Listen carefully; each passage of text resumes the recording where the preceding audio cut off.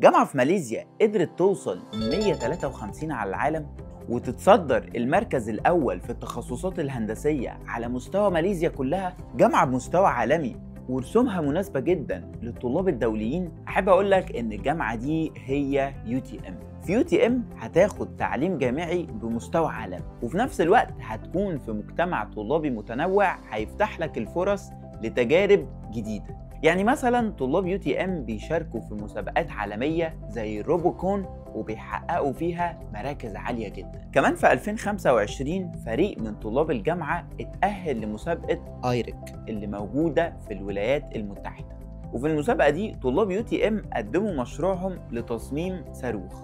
الفريق بقى كان فيه طلاب من جنسيات كتير جدا، من مصر والسودان وماليزيا والصين، وده أكبر دليل إن المجتمع في UTM مجتمع طلابي متنوع بشكل كبير.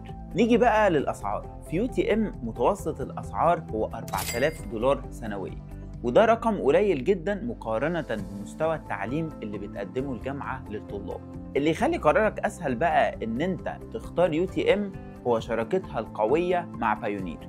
عايز أقولك إن إحنا بقالنا 5 سنين بنحصل على الوكيل الذهبي لجامعة UTM على التوالي، آخرهم في 2025، وده معناه إن أنت هتلاقي الدعم المطلوب من أول ما تبدأ التقديم ولحد ما تخلص دراستك، مرورا بكل الإجراءات من الفيزا الدراسية والاستقبال في المطار والكشف الطبي والتسجيل في الجامعة. حرفيا بايونير عيلتك في الغربة. كالعادة لو عايز تتواصل معانا تقدر تتواصل معانا على الرقم ده علشان يكون فريق من بايونير معاك ويكون معاك من بداية رحلتك للدراسة في ماليزيا.